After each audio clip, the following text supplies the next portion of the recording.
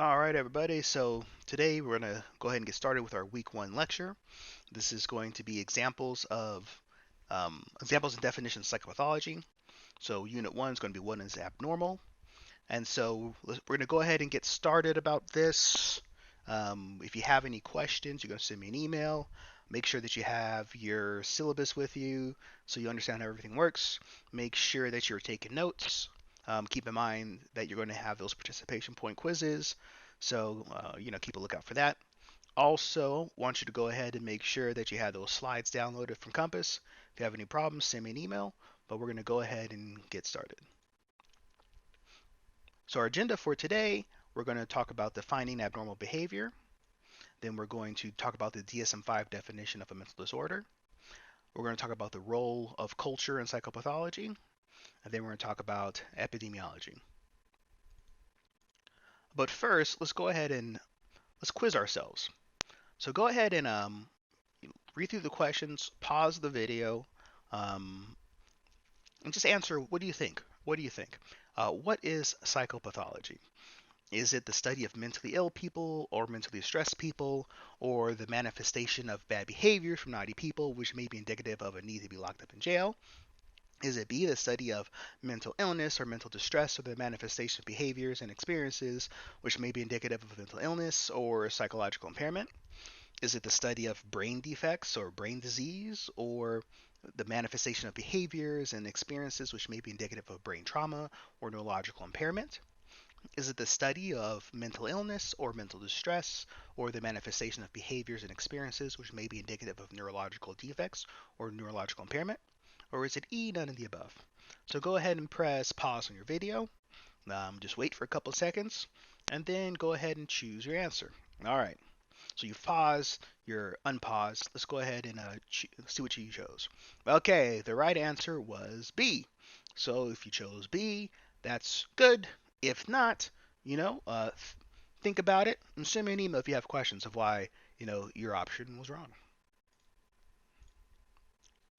So this is the definition we're going to be working from. So psychopathology is a manifestation of and the study of the causes of mental disorders. And this has actually been used interchangeably with the term abnormal psychology. Now, when we see abnormal psychology, problems in living, and psychopathology and mental illness, these have all been used interchangeably. And for the most part, they really are kind of interchangeable. But there are some important distinctions between them that we're going to explore today.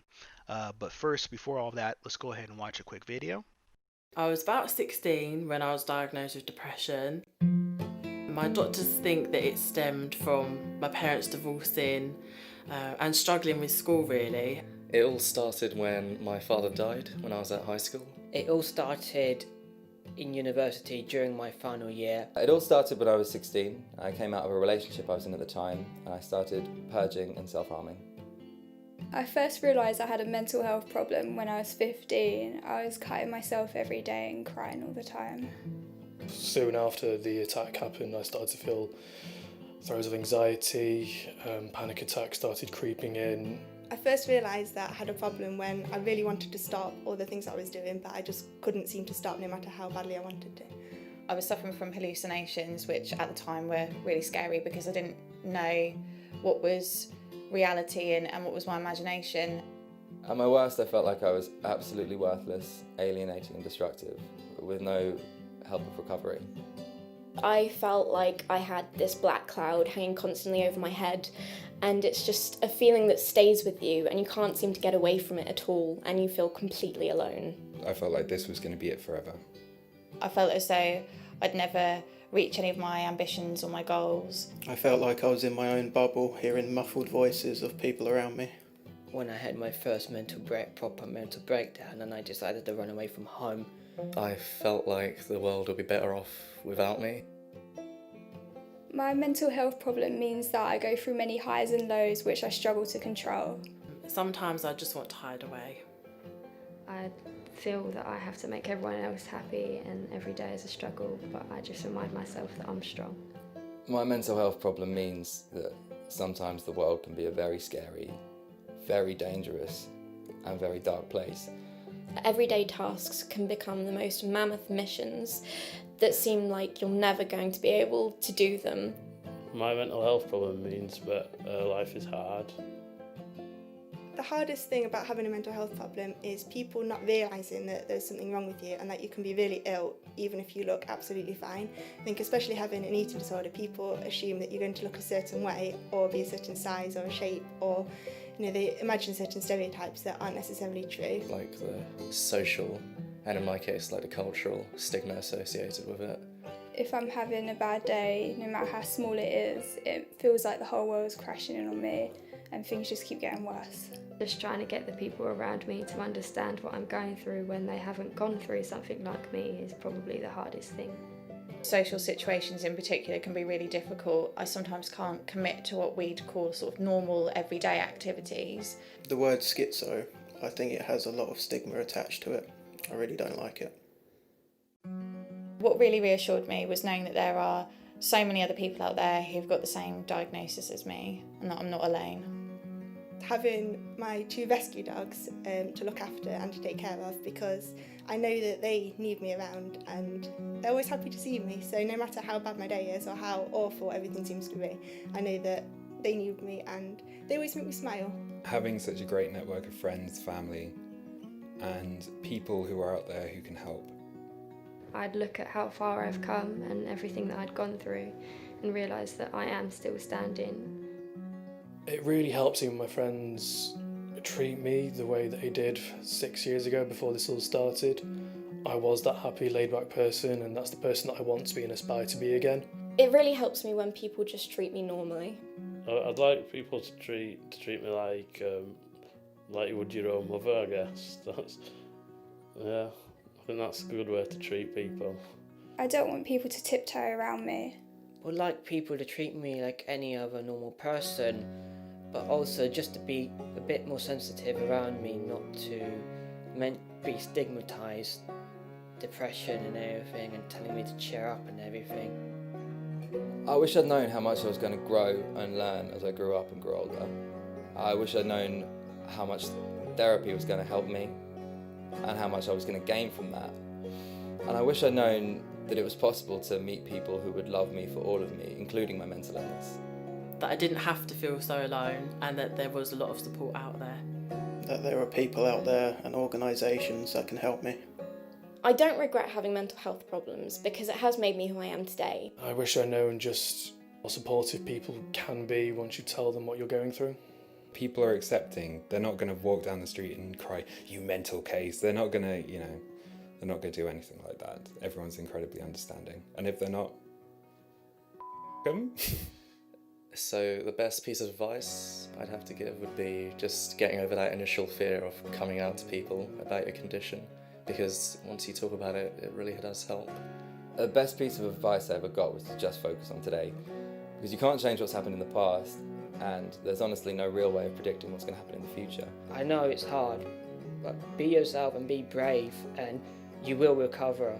Take each day as it comes, and even if that's too much, break it right down to just 5 minutes at a time. I find that really helps. Just ask for help, just make that step and ask anybody, and they will be supportive for you. Everybody has scars. Some people have them in the mind and some people have them on legs like I do. Just basically be yourself. That's simple enough and what it might be a bit cliche, but I guess it's true. It's okay to be mental, and that most people are, just not in the same way as you, but there are ways to get help. Even if you think that things can't get better, that you've tried so many times and you've fed up and you've had enough of trying, things really can, and you can get better and you can recover. So don't give up on yourself.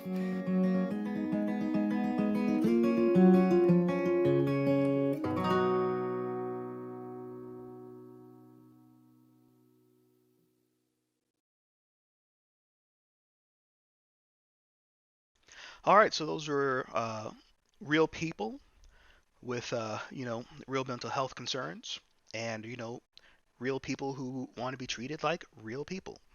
So what are some thoughts you might have had about that video? Like, what are some of the things you noticed? What are some of the things that's really stood out to you? just take some time and think about it. Think about how you kind of connect with that. Think about how, some people that you know in your life might connect with that. And, really understand that, mental health is along the spectrum. So as we go through later in the semester, we are been talking about some very serious things.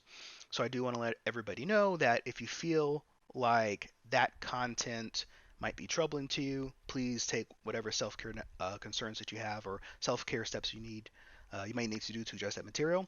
Also understand that when we get into symptoms and everything, that these symptoms exist along the spectrum. So if you kind of like notice that you endorse some of these symptoms, it doesn't necessarily mean that you have whatever disorder we're studying. So, understand that we all experience some of these symptoms to some degree. So just keep that in mind. All right. So let's talk about historical ways that we have defined psychopathology. So one of these was from the ancient Greeks, and it was the four humors. So you had, blood, yellow bile, black bile, phlegm. These were all fluids that you had inside of you, and then, at different levels, like too much or too little, could have caused some kind of mental disorder. So, for example, the Greeks believed that black bile would cause depression. Some early religions, like early Christianity, believed in demonic possession. So there was a passage talking about, hey, I am legion, we are many. And then nowadays we might hear a statement like that talking about dissociative disorder, but at those times, people believed that there was like a spiritual cause for, these disorders. And then also across cultures, different types of mental illnesses also had like attributions to, supernatural origins. Now, even though this doesn't really occur too much nowadays, well, in some societies, I guess it does. Um, Certain cultures feared and punished those with mental illnesses, for being like witches or being possessed by demons. And then to some extent today, we kind of still do this with the prison system being the largest, you know, warehouse for people with mental health issues. So, how do we define psychopathology nowadays? So, mental illness is a naturally occurring concept, and there is nothing unnatural or supernatural about mental health. So, even though we often like put people in the categories and like the boundaries between normal and abnormal are blurry, and it's kind of hard to distinguish. And then in our readings, we have a quote that says, "It's hard to carve nature at its joints." And then down here, of course, you see the spectrum from between normal and abnormal. It's kind of hard to figure out where one ends and the other begins. So let's think about more about why is it so hard to define psychopathology relative to other illnesses and disorders. So let's think about something, like cancer. If you have a tumor on your skin, you go to a doctor, you have this tumor, the doctor might say, oh, look, this tumor is indicative of, or this growth is indicative of something that might be, you know, a sign of cancer or some other kind of disorder. Let me, go ahead and take a little sample of this and test it and see if you're at risk. Now, with psychopathology, it's kind of difficult to measure this because the symptoms are behavioral, they're not biological. So I can't give you like a little swab in your mouth and say, oh, you have anxiety. So it's going to be very difficult to kind of like measure or define the underlying processes of psychopathology. So, for example, like let's think about alcohol use disorder, something that I study and something that I deal with.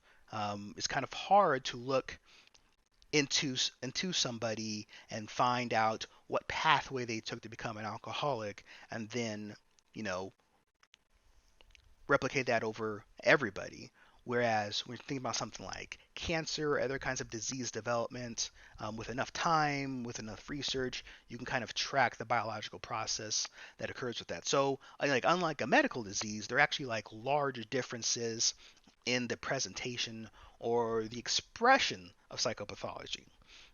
So there's going to be a heterogeneity in psychological symptoms, and there's a homogeneity in biological symptoms.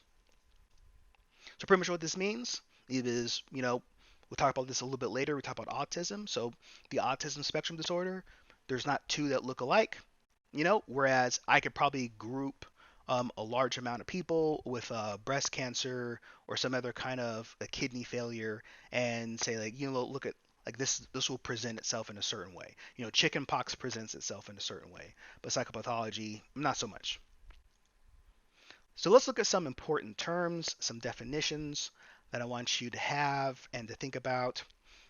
So let's talk about symptoms. So when it comes to psychopathology, symptoms are defined as the thoughts, feelings, and behaviors that are indicative of a disorder.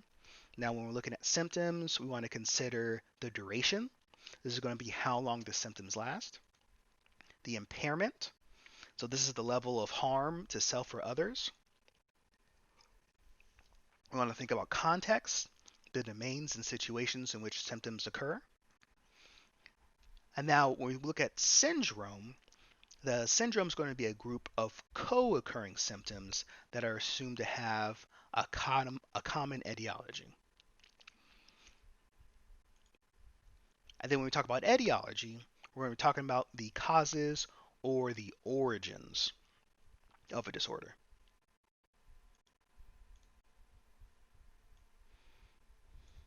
All right, so there's going to be different viewpoints when it comes to psychopathology, which we'll talk about today, and it's also covered in our readings. So we have problems in living, which is covered by Zaz. So problems in living is more like, people don't really have psychological issues, they just have problems interfacing with society. Then we have harmful dysfunction, which, talks about how, these mental illnesses cause dysfunction, and that harm is what lets you know there's some kind of a mental illness thing going on. And then we have the 4 Ds of abnormality, and then we have the medical model, and we'll get into detail in a few slides. So with problems in living, we have the reading that we all should probably do. If you haven't done it yet, go ahead and pause the video, do the reading, come back. So mental illness is just a convenient label for behavior that either society or the individual in question finds unwanted or unpleasant, and it's a social construct that does not exist in nature. So abnormal behavior is a social phenomenon and might be a perfectly normal response to an abnormal environment, and it's important to consider the situational context. And one of the other things that Thomas Szasz said, where he felt that when you say mental illness, this is a value judgment. So you can use mental illness as a label to stigmatize behavior that society has deemed deviant or dangerous. So, one person does the same exact behavior as another, but because this person's from some marginalized group, now we want to give some label on them to try to, discredit them through mental illness. And this is from the 60s, of course. So now let's talk more about, what Zaz felt this said. He felt that this was more saying that individuals with mental illness don't actually suffer from mental illness. They're actually suffering from problems in living. So problems interfacing with society. All right, so let me go ahead and put this up here for you. So some key points according to Zaz.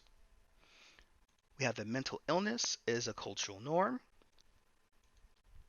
The assessment of symptoms are based on social norms and require value judgment. Brain disease is a neurological defect. An assessment of symptoms can be directly observed and are less, let me move this out the way for you, and are less open to interpretation. So Zaz felt that, brain disease is a real thing. Brain disease exists. You can measure it, you can observe it. It's like cancer, it's like any other kind of biological disease that people might suffer if you're thinking about the medical model. But when it comes to mental illness, um, this is just based off like society's agreed upon code of behavior and actions, and people might be just fine mentally, but because society doesn't approve of their behavior, they're being labeled as deviants and they need to be dealt with. So now we're going to move on to talking about harmful dysfunction. This is from Jerome Wakefield. So with harmful dysfunction, a mental disorder is only a disorder, or a condition is only a mental disorder, if it results from failure of some kind of internal mechanism to perform its natural function. And so this failure of this internal mechanism will cause harm to the person as judged by the standards of that person's culture. So we're thinking about think about internal mechanisms, right? This is a little bit harder to do in this format because I'm not getting ideas from the class, but think about it. Think about a failure of an internal mechanism, right? Some mechanism that controls some kind of natural function. And think about how harm to that could, lead to dysfunction. So let's think about anger management, right? You have like this system that regulates your emotions, and you're able to say, "Oh, I'm feeling angry. I'm going to calm down." But some people, that's broken, and then they get very angry and aggressive, and they don't have that mechanism to control their behaviors is broken. And based on our society, being hyper aggressive is not a good thing, and therefore this person has a mental disorder. So going further, right here we have two conceptualizations of harmful and not harmful. So when does a certain behavior become harmful, right? Is this something that we can look at as a spectrum, or is it a binary? So Jerome Wakefield actually recognizes that not every type of dysfunction can lead to a disorder. So sometimes you have a dysfunction, but it's not a disorder. So what you want to try to do is figure out how you can determine this. So we kind of think about this as, should harm be viewed as let me jump over here real quick. Should harm be viewed as dichotomous, where it's not harmful or harmful, and you have this little line right here which tells you, where that break is? Or is it kind of right here where it's this weird area and it's like the frog in the pot, and this behavior is not really harmful, but then along the line somewhere, it becomes harmful, something like that. And what do you think about that? Did you do the reading? What did Jerome Wakefield say about that? There we go. So now let's move into the 4 Ds of abnormality. So right here, let me go and just slap these up for you. I'm just going to slap these up. Animations, we don't need animations. What is this? This isn't a sing-along. All right, so let me move my little face over here. There we go. All right, so dysfunction is one of the Ds of abnormality. And so this dysfunction is going to be an interference with your day-to-day life, with your day-to-day operation. So what does that mean? What does that mean? So this dysfunction has to do with you being able to get up in the morning, you being able to hold down a job, you being able to maintain relationships, you being able to support yourself, take care of yourself, to be autonomous, to be independent. This is so. If you have a dysfunction, this dysfunction is going to impede or impair your ability to just function as a person. And then you have distress, and this is going to be like the emotional or physical pain. So we think about different kinds of mental disorders, psychopathology. When it comes to distress, is this distressing to the person? Is it distressing to others? What kind of distress is being caused by this individual psychopathology? And then we have deviance. So deviance, this is going to be judgments of like judgments of abnormal behavior based on society, right? So what are the societal norms around circumscribed behavior? Like what's acceptable, what's not acceptable, and then when we have deviance, what's going on here is that, whatever you're doing is not appropriate based on society standards. So if I were to wear like a big heavy snow parka and go outside in the middle of the summer, it was 100 degrees and 99% humidity, some people might say that that is deviant behavior. Other people might say that, certain other kinds of behaviors might be deviant as well, or even like social norms, oversharing too much information. That could be considered deviance. Now, dangerousness. So this can be behaviors and feelings that are of potential harm.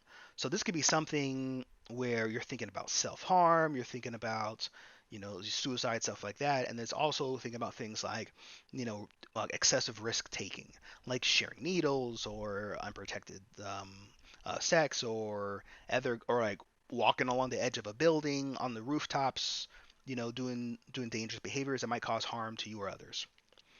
So it's important to understand, the point at which these kind of deeds of abnormality become clinically significant. So there's a difference between like clinical significance and statistical significance. So with clinical significance, this is a difference where, it's become obvious to others and the individual themselves that these are now problematic behaviors. Whereas statistically significant, you do some calculations, you can find a statistically significant result from a study or a treatment, but it's not noticeable to the clients or those around them. All right, so a little bit of a difference. That's a layman's definition for clinical significance and statistical significance. Now, right over here, we have these two separations, right? So on one side, so let me just jump over here. There we go. So these are behaviors, right? These are this is normal, right? This is not a dysfunctional behavior. It's not ideal. It's not perfect. It's not really dysfunctional. So there's some distress. You see what I'm talking about? Maybe like there's some, deviance. There's some dangerousness, but honestly, no one is purely functional, purely undistressed, purely, well, not undeviant, but you see what I'm saying. No one is all over here on this side. We're all somewhere along the spectrum on each of these. We're somewhere along here, right? But then there's an area over here on this side where now our behavior is abnormal, it's dysfunctional, it's distressing, it's deviant, it's dangerous. So like where does this come from? Like how do we tell the difference? So like where's the line? There's no sharp line. There's nothing really separating there. That separation, really, if you think about it, is a socially constructed division. That's like society has decided once you cross this line, you're now abnormal, dysfunctional, distressing, deviant, dangerous. Like you can operate all the way up to the line, and no one really would pay too much attention to you. So now let's talk more about the DSM-5 definition of mental disorders. Okay, DSM-5 is a diagnostic and statistical manual of mental disorders. If you've watched my videos, you've already accessed the link to the online DSM-5, which I would encourage you to do often. Okay, so through the DSM-5, the definition of mental disorder is going to be a behavior or psychological syndrome or pattern that occurs in an individual. This is going to reflect an underlying psychobiological dysfunction, the consequences of which are clinically significant distress or disability. So that distress is going to be the painful symptom that we talked about. Remember, this is clinically significant. So that means that people are noticing. It's easy to notice. I don't need to run analyses to notice this, or I should say statistical analyses. Now we have disability being defined as an impairment or one of more important areas of functioning. Now this must not be merely an expected response to common stressors or losses. So like a loss of a loved one. So, it's normal to feel sad. That's an expected response. If like your mother or your father passes away or a close relative passes away, it's understandable to be sad, but it's not really understandable or an expected response to like lock yourself in your room for weeks at a time and not eat and all sorts of other things. So we'll talk about this a little bit later, but whatever kind of response that you have is going to be outside the norm or the expected response. And then also, this is not going to be a culturally sanctioned response. So this might involve things like trance states and different religious rituals, speaking in tongues, things like that, if it's consistent with your religious or cultural beliefs. This also must not be primarily a result of social deviance or conflicts with society.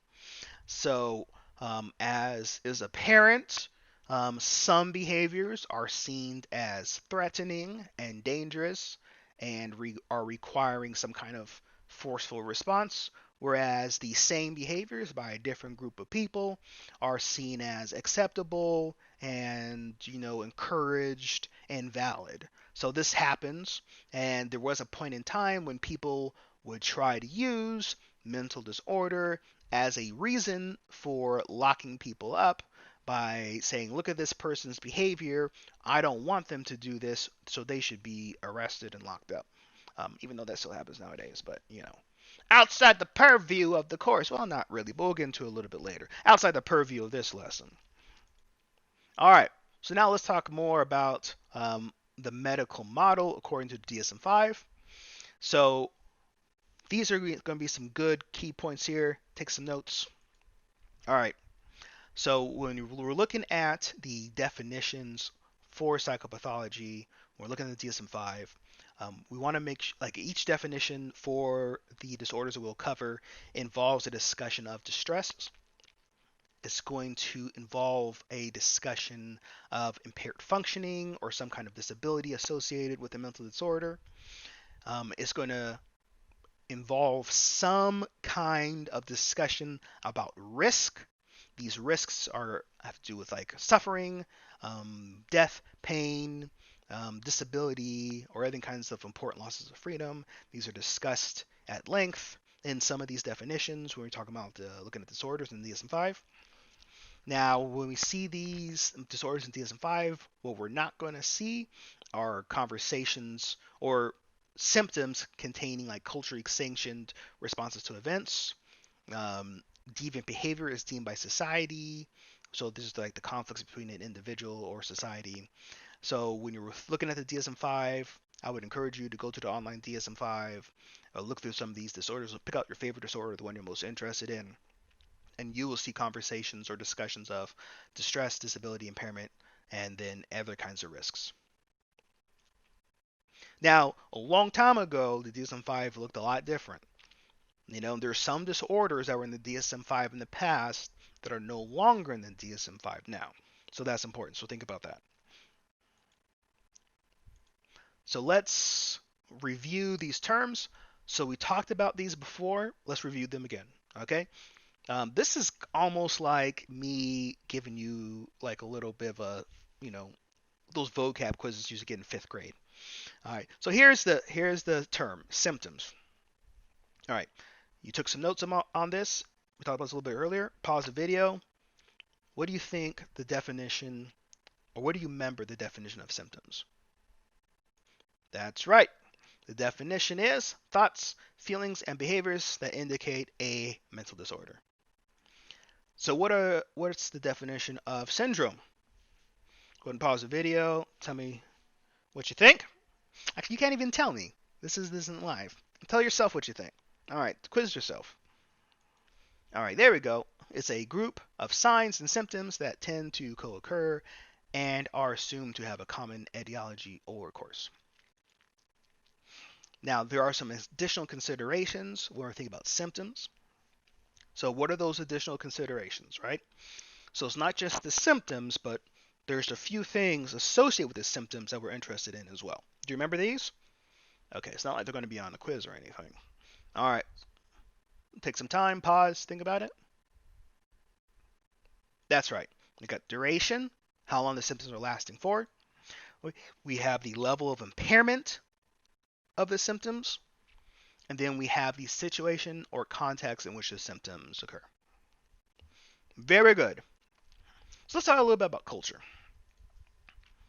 So culture is going to be the values, beliefs, and practices of a group of people. So this group of people shares this set of values, beliefs, and practices.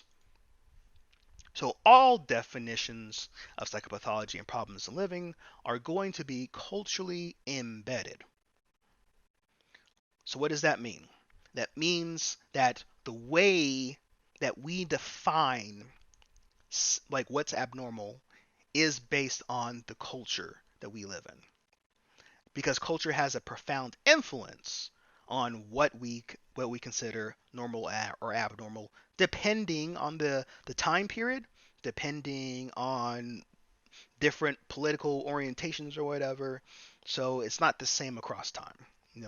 It might change. So when we're talking about Wakefield, from Wakefield's perspective, only dysfunctions that are socially disvalued are seen as disorders. So think about that. What does that mean to you? Socially disvalued. There we go. Think about some examples. Think about nowadays. If I see somebody with like big disc earrings and bunch of piercings and like hair all over the place, I'm not really thinking about it. But if it was like 50 years ago, someone might be like, yo, what's going on with this person right here? What's going on with that? You see what I'm talking about? Because at that time, it was socially disvalued. Someone might think that was some kind of disorder. Nowadays, it's totally normal. People express themselves in different ways. You wouldn't say somebody had a mental disorder based solely on that. All right, so zeitgeist is spirit of the times. You might have seen a bunch of those videos on YouTube. That's fine. That was a long time ago. But pretty much what this means is that over time, things change. Like I was saying before, the way our culture is today, we don't view things the same way we did before. That includes the DSM-5. So up until the DSM-3, I believe, homosexuality was listed as a psychiatric disorder, a mental illness. And that was in the DSM-5. So you could be diagnosed with being gay. We don't do that anymore. That is out. We're not talking about that. We're not diagnosing someone with homosexuality. So that's out. That's not happening anymore. Hysteria is out. We don't diagnose people with hysteria. I have a long thing about hysteria. I'm not really the person to comment on hysteria, but I will say this: hysteria is a sexist, misogynistic disorder, a way of expressing opinionated and quote unquote unruly women. So this is a heavily gendered, heavily stereotyped, heavily oppressive term that people would use back in the day. Even nowadays, we still say these terms: mass hysteria, hysterical, stuff like that. And it doesn't really have the same connotation that it used to, but maybe you think about it. There's a lot of terms that we use, and we don't really understand the roots of them. I just learned what guys meant. Do you know what I mean? From like way back in the day, like where the term guys came from. So that's interesting. So if you're interested in learning more about hysteria, be careful with the Google machine, but you can probably find some things.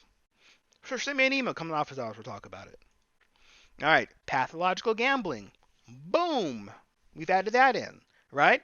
So a lot of addictions, people start to look at addictions as being more serious now. It's not just like, oh, you have poor willpower, you just can't control yourself, you need better like skills or whatever. It's like, or more discipline. It's like, oh no, you have a gambling addiction. A video game addiction is in, according to the World Health Organization. So now, give me a second. You can be diagnosed with video game addiction, playing games too much.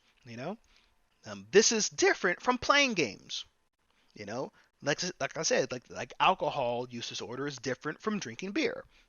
So when it becomes, what's the duration of these episodes? What's the consequences? What kind of dysfunction is occurring? You see what I'm talking about? Those kind of things that we're thinking about. All right. Now remember, culture is not static. It will continue to change. and it will continue to influence the prevalence of disorders depending on the time. So honestly, here's the thing. All right, so quick little aside. Every semester we talk about things, and there's somebody who read something somewhere and feels like whatever disorder we're talking about is terrible and how we shouldn't talk about it anymore. And that's probably right, to some extent, right? But we're making changes to the DSM-5. Things are going out, things are coming in, things are being expanded. So there's room for all that. But just think about this. Think about how the DSM-5 is going to look to people 50 years from now. You see what I'm talking about? Like, move ahead a little bit. You know what I'm talking about? Like put yourself in the future a little bit. Think about some of the things that we talk about and how that's going to be viewed down the road, right? We don't know what kind of changes are going to come. We don't know what kind of understanding we're going to gain. So, even though like right now, you know, we think we know a lot, maybe we really don't. So I'm going to teach the DSM-5. That's what we're using, right? But just because I'm teaching the DSM-5 doesn't mean that whatever I'm saying is always going to hold true, or even what I'm saying is the truth. I'm speaking things from my perspective, but also I'm speaking things from the DSM-5 perspective, okay? But we are going to talk about things that are in the DSM-5. We're not going to talk about other things that aren't in the DSM-5 for much. For a lot of time. Maybe we'll bring up a little bit, but usually, I think in this format, since we're all virtual, no one's going to bring up anything too out of left field, but we'll see what happens in office hours. And then disorders are going to be differentially influenced by culture, which means that in certain cultures, people might be assigned or diagnosed with this disorder at differential rates by either within their culture or by people from another culture. And we'll talk about this a little bit more. Okay, so let's talk about different perspectives. We have ETIC and EMIC. So ETIC is going to be the outsider perspective. And then we have EMIC, which is, jumped ahead. All right, so we have ETIC, which is going to be the outsider perspective, and EMIC, which is the insider perspective. So with ETIC, with outsider perspective, this places an emphasis on universals across human beings, but this is a universal that has been established by someone outside the culture of interest. So this is when somebody observing another culture, think about like Western scientists looking at other cultures, and they're putting an emphasis on what they believe is important, right? So think about this. Who decides what is abnormal? Let's think about historically. Like I just said, it's going to be Western scientists. It's going to be white guys, older white guys. They're deciding, what's a disorder and what's not. So Western social sciences really started imposing their standards of morality on other cultures. Of what is appropriate and what is not appropriate. Who's civilized and who's not. Now, especially nowadays, we're really trying to consider the biases that exist within science, and especially within psychology. Even like things like schizophrenia, where black males are diagnosed way too easily with schizophrenia. Black males can't get nothing, but you can get schizophrenia real quick. You know what I'm talking about? So it's like, so now we're starting to acknowledge things like this. So we're starting to acknowledge what kind of behaviors are normal and what should be acceptable, and should a white man's perspective, or should the white person be the default? There's there's a lot of stuff about that. We'll talk about that a little bit later, but yeah, even the rat was white. You know what I'm talking about? All right, cool. So now we have the insider perspective, EMIC, the one I tried to jump to a little bit earlier. So this is going to be the customs, beliefs, and thinking of group members, and this is going to be prioritized over impressions from observers. And so this is going to examine behavior from within a culture using culture-specific criteria. Now, let's think about it for a second. Are there any drawbacks to this? First of all, there's no right answer. There's no wrong answer. Some answers are more right than others in certain situations, and other answers are more right than others in different situations. So, right over here, this, for my personal life, I would say that there is a perspective on mental health and mental health disorders from in the Black community, more specifically in the Black community that I was around growing up in Phoenix, Arizona, where there was a discounting of the importance of mental health and mental health treatments. So I was an alcoholic for many years. People said I wasn't an alcoholic. I didn't have a drinking problem. I just couldn't hold my liquor. It's like the same thing. You know what I'm talking about. Some people in my family um, have bipolar disorder and they need medication, but they don't take it because they have different views about the government and what the government's trying to do to them by giving them pills. And some people don't even think like mental disorders even exist. So like within a culture, you know, based on that criteria, you're not going to get a lot of help if you have a mental health issue. So that could be a drawback there.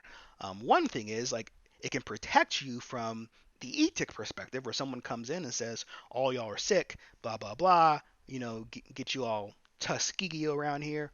You know, something like, hey, you don't want to do all that, right? But at the same time, it kind of blocks you off from outside perspectives, which might help you. We don't know everything within our own particular groups. It's better when people share, but also it's better when, you try to find somewhere in the middle to figure out how to help people rather than imposing wills on other people. All right. So let's talk about epidemiology. Who knows what epidemiology means? So I'm pretty sure now that you're online, you're probably looking at the Google machine. So you probably already know. So epidemiology is going to be the study of the frequency and distribution of disorders within a population. So this is going to be how often does psychopathology occur. So I really hate big words like this. I really can't understand or memorize all these big words. So it helps me when things get broken up. So this is a great way to break up epidemiology. So epi means upon. Um, epi. Excuse me. So epidemic, right? You see what I'm talking about? All right. Demi means people, right? All right. People. Ology means study, psychology, geology. All right. So upon people study. So you study what befalls a people. All right. So comorbidity, this is going to be the manifestation of one or more disorder at the same time. Here's how to remember this. Comorbidity. Co means with, more than one, right? A co-manager, a co-sponsor, right? Someone that you're with, right? More than one. Cooperative. Morbidity means sickness. So literally, comorbidity roughly translates to more than one sickness, more sicknesses, with sicknesses, two or more sicknesses. You see what I'm saying? Okay, comorbidity. So now let's throw some of these words together, some of these words that we learned. What does it mean when someone says there is heterogeneity in the comorbidity of psychological disorders? Ooh, see, listen, remember how I was talking about before? I really want to prepare you to teach yourself, yada, yada, yada. This is what I'm talking about right here. You'll see stuff like this all the time, and people just expect you to read this and know what it means. Now, some of you know what this means, but trust me, some of you are seeing this sentence, and you're like, this doesn't make no dang sense. What are you talking about, man? You see what I'm saying? Okay, so this pretty much means that across psychological disorders, comorbidity is different. That's pretty much what it means, right? So comorbidity is not the same across psychological disorders. So certain psychological disorders are going to have different comorbidity than others. Super simple, but this is the kind of stuff you want to write in papers because then people think you're really smart. All right, let's talk about epidemiology, some more helpful terms. Let's talk about incidence. So incidence, this is going to be the number of new cases of a disorder that occur within a certain time period. You want to think about 12 months, 6 months, stuff like that, right? All right. Now we have prevalence. Prevalence is going to be the total number of active cases, both old and new, present in the population at a given time. Okay? Now let's keep moving. Okay. Lifetime prevalence. This is going to be the total number of people in a given population who have been affected by the disorder at some point in their life. And lifetime morbid rate. This is the total number of people in a given population who will be affected by the disorder at some point in their lives, even when they have not started to show symptoms yet. So let's say, for example, if I'm saying like, right here, it's 2020, right? And we're thinking about lifetime prevalence. So that's everyone, whatever time window I specify, who has a certain disorder up to this point, right? Now, I'm talking about lifetime morbid rate. I'm thinking about people who are going to be affected by the disorder at some point in their lives. So this is like even people who right now in 2020 aren't even showing symptoms, but that person who's alive right now in 2020, who some point in the future might get a disorder. Okay, it's a little bit of predictive science there. All right, now let's look at these iClicker questions, but y'all don't have iClickers. All your quizzes are going to be online, right? So right here, take a look at this. This is a way for us to practice. All right, so we have how many individuals will be counted for the incidence of depression in 2006. So let's talk about how this works. So those of you who have the video off or listening like a podcast, this isn't going to work out for you. You might want to wait till you get home and watch this again. So we have these two lines here, right? These lines mark the beginning of 2006, and this line marks the beginning of 2007. Okay? So our timeline, so right here along the x-axis, that's the timeline. We have July 2005 all the way through January 2007 and beyond. Okay? And we have 4 people. We have Mark, Kyle, Julie, Jen, and Joe. Okay? Now, how many individuals will be counted for the incidence of depression in 2006? Oh, excuse me. The incidence of depression in 2006. What does incidence mean? What did we just talk about? What does that mean? Think about it. Pause the video. Go ahead and pause. All right. Now come back. Okay. What do you think the answer is? Is it A, 1, B, 2, C, 3, D, 4, or E, 5? Which one? 1, 2, 3, 4, 5. The right answer is B, 2. Incidence. Wasn't that new cases? So you see right here, I have Julie and Jen. Those are the only 2 new cases in 2006. See how that works? Now there's 3 lines right here, right? But this person already had it. So only Julie and Jen just got it. See how that works? All right, now you're getting it. So how many individuals will be counted for the incidence of depression in 2007? We just did this. Look at the chart. Where's 2007? All right, you got it. All right. Now, incidence.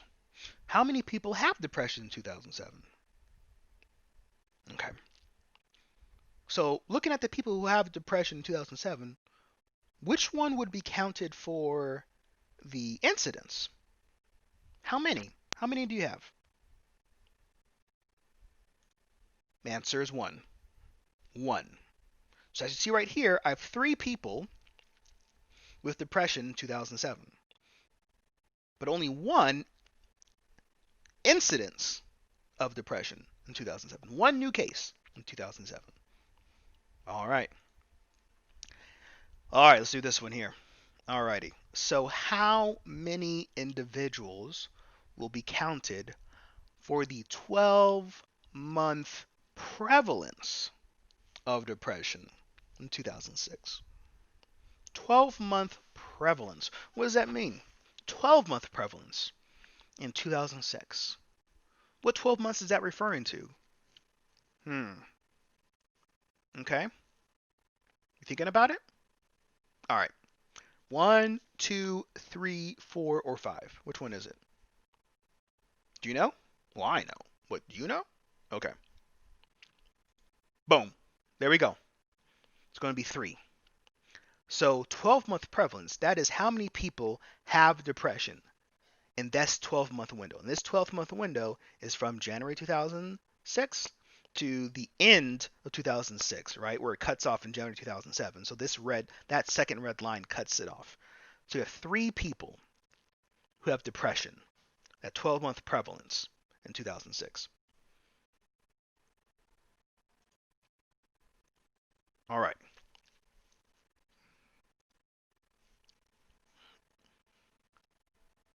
Here's another one for us.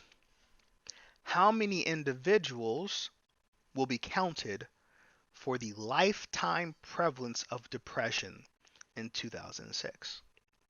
Lifetime prevalence. So what does lifetime prevalence mean? Remember we talked about lifetime prevalence and lifetime morbidity. Remember we talked about that? And there's a difference between the two. So we are in 2006. We are looking at the lifetime prevalence. Anybody remember what that means? Okay. So we have A, B, C, D, E. 1, 2, 3, 4, 5. So how many people? All right, you already know. So there we go. It's 4. Kyle, Julie, Jen, and Joe. So even though in 2006, Joe doesn't have a depression, we're talking about lifetime prevalence. So at any point in time before 2006, at some point in time, Joe had depression. So he counts for the lifetime prevalence in 2006. All right. So now we're going to move ahead and talk about adult epidemiology. All right. So we're going to talk about lifetime morbid rate by disorder, and this is based off Kessler et al. And you can go to search.proquest.com and look up that article, or you can send me an email, I'll help you out. So anxiety disorder is about 41.7%. Mood disorder is about 30.7%. Lifetime prevalence rate by disorder, let's go through this right here. We have substance use disorders, 14.6%. Schizophrenia, 1%. Eating disorders, 1%. And in 2017, only 42.6% of adults with a mental health diagnosis reported receiving treatment. Okay. So this is something that we all want to talk about a little bit later, but there are some barriers to treatment. There's also some barriers to getting diagnosed. But once you receive a diagnosis, there are barriers to receiving treatment. Some of this can be economic, some of this can be cultural, and some of this can be just how in our society we have this great stigma about mental health where we don't want to talk about it. It's a dirty little secret. It's an impolite conversation, yada, yada, yada, stuff like that. Now, one thing that we will continue to talk about later in the semester, which will help you on pretty much all the quizzes, is understanding that even though you might not have a diagnosis for a particular mental disorder because you don't meet the threshold or the threshold of the symptoms, the diagnostic threshold based on your symptoms, right? Subthreshold symptoms can still cause significant levels of distress and impairment. Okay? So subthreshold symptoms can still cause a significant level of distress and impairment. Okay. All right, so here are some charts. All right. So this is going to be from the NIH. And then we have some different stats from SAMHSA, okay? And so what we're talking about people with different disorders across different age groups, right? So what you want to see here is how this changes depending on the age bracket, depending on the race, ethnicity, depending on sex. So we have overall um, prevalence of any mental illness. Then right here we have among men and women, or males and females, I should say. And then we have among these different age groups, as you see, 18 to 25 has the highest. And then we see here across different races and ethnicities. And remember, we were talking about before, we were talking about how there's different barriers to receiving a diagnosis. So some of these differences might indicate that some races or ethnicities have higher rates of or higher prevalence of mental illness, and it also could say that some ethnicities are underdiagnosed. Okay. So now let's talk about the kids. Pediatric epidemiology. All right, so let me just go ahead and just put this up. Boom, boom, boom, boom, boom. This ain't no sing along. All right. So in the U.S., the most commonly diagnosed mental disorders in children are ADHD, behavioral disorders, anxiety, and depression. And so we have a 9.4% for between ages of 2 and 17. That's for ADHD. For behavioral disorders, we have a 7.4% incidence between 3 and 17, 7.1% incidence between 3 and 17 for anxiety, 3.2% incidence for depression between ages of 3 and 17. Now, it's important to understand that when it comes to pediatric epidemiology, or I should say for psychopathology, you're going to have a high rate of comorbidity. So one child would probably have multiple different kinds of mental health disorders at that time. Now, over time, there has been an increase in the amount of children who have been diagnosed with a particular mental health disorder. So that's good. But also, it's kind of unfortunate because even though you receive a diagnosis, it doesn't necessarily mean you're going to receive treatment. And the access to treatment differs across the country depending on where you live. Within a state, within a city, it can be very, very difficult to get treatment. And then not all disorders identified in childhood persist into adulthood. So if you have depression as a child, doesn't necessarily mean you're going to be depressed as an adult. Okay. This is not necessarily true for some other disorders, things like ADHD or autism spectrum disorders. But over time, you can learn different kinds of adaptations to, get through life. All right. So here's some more charts for you. Talking about kids. So what do you notice here? What do you notice here? When do all these disorders look at this. Look at this right here. We have 3 to 5, 6 to 11, 12 to 17. Depression, it's kind of low, but then all of a sudden, boom, big jump. 12 to 17. Anxiety, 6 to 11. It kind of goes up a little bit. But then boom, big jump. Look at this right here. Behavior disorders. Behavior disorders kind of go up and then kind of fall off. What's going on here with this 12 to 17 thing? What's going on? Huh? Who remembers what happens between 12 to 17? That's right. Puberty. So that onset, that rush of hormones and all that kind of stuff, that can lead to a lot of problems. Okay? Right here for behavior disorders, let's just be honest. Kids is rambunctious. So 6 to 11, I wouldn't want to teach that age range. Undergrad's hard enough, but man, can you imagine teaching a bunch of 6 to 11-year-olds? Oh, what a nightmare. But, over time, they kind of get better. All right. So let's talk a little bit more about epidemiology in general. We're kind of zooming out again. All right, so the 1-year prevalence of any mental disorder diagnosis is about 20%. So that means within a 1-year time period, about 20% of the population has some kind of mental health diagnosis. Now we're talking about the 1-year prevalence of substance use disorders. So at any point in time, a 1-year prevalence of substance use disorders is going to be about 6%. All right.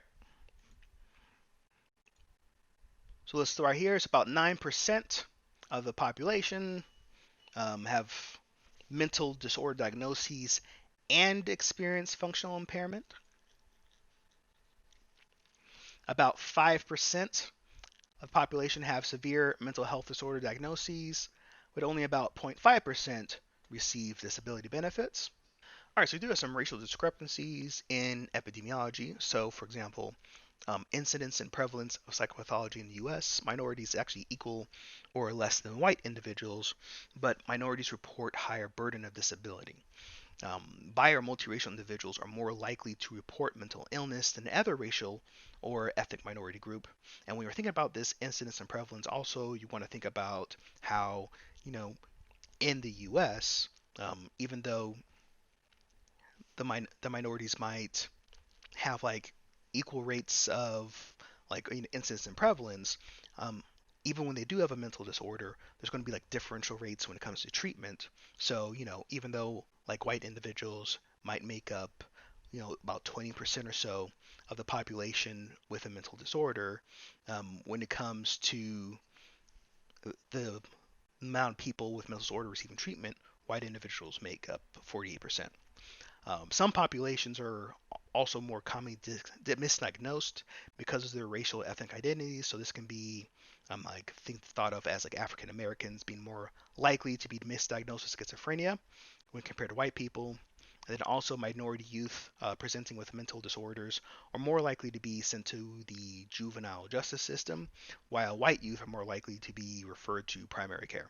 So like we said before, some people get thrown in jail, other people, get the treatment that they need. And there's also some sex discrepancies in epidemiology, and this really depends on age. So, like, male children are more likely to be diagnosed with a mental disorder than female children. Most sex differences emerge around 11 and a half years. And then trans, non binary, and genderqueer individuals have a higher risk for psychopathology. All right, so that's going to be it for week number 1. Don't forget to do your reading questions. Don't forget to do your participation points. If you have any questions, comments, or concerns, go ahead and give me an email, wjv3@illinois.edu. All right, and I'll see you next week. All right, peace.